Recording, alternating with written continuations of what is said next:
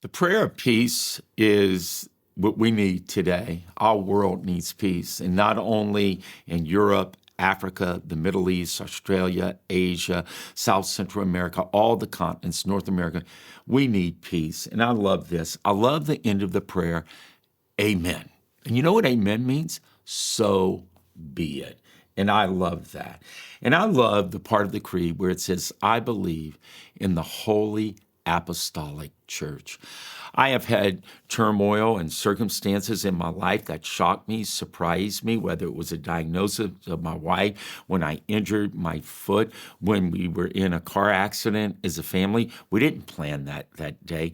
There is a way to live no matter what's happening in your life. I want you to hear what I'm getting ready to say. Maybe you're living in the days of adversity. It seems like our world is, and our culture is experiencing adversity. It says, He will keep in a spirit of calm. It's almost a prayer of peace. It's like being put in a huge, thick, divine Ziploc bag that no matter what's happening on the outside, it doesn't get on the inside. And I love these scriptures. Get this.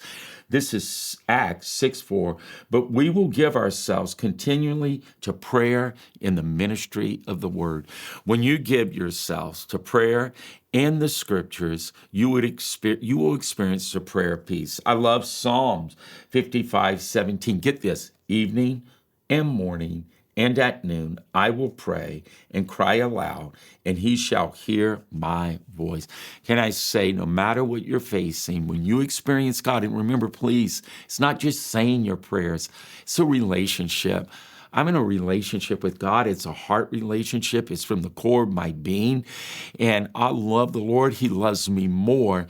And I so love this. Evening and morning and noon, I will pray.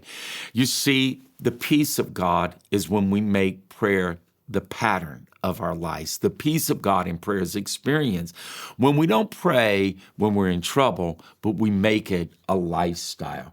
And I also love Psalms 109:4. In return for my love, they are my accusers, but I give myself to prayer. Have you been hurt? Have you been wounded? Have you been wrongly accused? Do you feel alone? This is a very lonely, isolated time that we're living in. Can I say this amen, the prayer of peace? Even you could be in solitary confinement. Paul was in Silas were in a jail. It's the midnight hour, but the prayer of peace erupts where I'm telling you, everyone's chains can be loosed in the prayer of peace. And look at Matthew 16:18 and 19.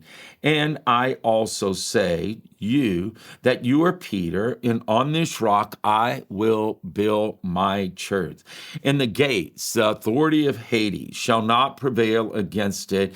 Doesn't matter what's coming against you. And I will give you the keys of the kingdom of heaven.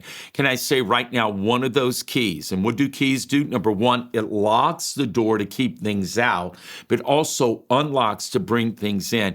Peace is the most powerful portal for the believer. Think about what the enemy really is trying to do, whether it's your car breaks down or you're lacking finance or a close relationship is been fractured or broken.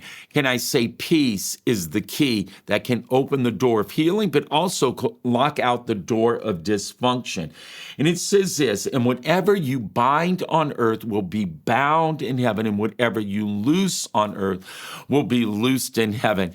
The prayer of peace really is experienced when we use our prayer lives to say, and can I just say right here, the enemy could give many counterfeits, but one thing he will never counterfeit. He could open up a false job. He could give really a position that will harm you more than hurt you. But there's one thing he can never do.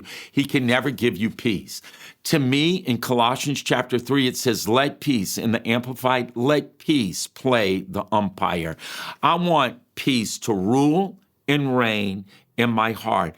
How can that be? When I pray the prayer of peace, I live in peace. I experience peace. And truly, I believe there's no peace without prayer. The prayer of peace is my favorite. That's why I like praying in the morning, at noon, and evening. I know what you're saying. Well, you're a pastor. You're paid to pray. No, not really.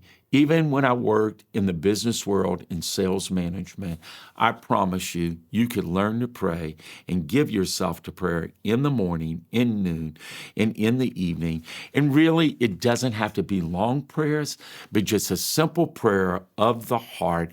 When your heart experiences peace, I personally believe we make better decisions in peace. We live better lives when we have peace. And I want the peace of God not only to rule in me, but to emanate from me. And I want to use the keys that Jesus has given the church, that we could restrict things and then we could allow things in our lives. And I promise you, the prayer of peace, it will be a compass. To me, it's the North Star of decision making. Peace. That is the prayer of peace, and it works. You could live in a peaceful center. I want to make a statement. The peaceful are powerful. Not always the loud and obnoxious. The peaceful are powerful. And that's what we need. That's what our world needs. Amen.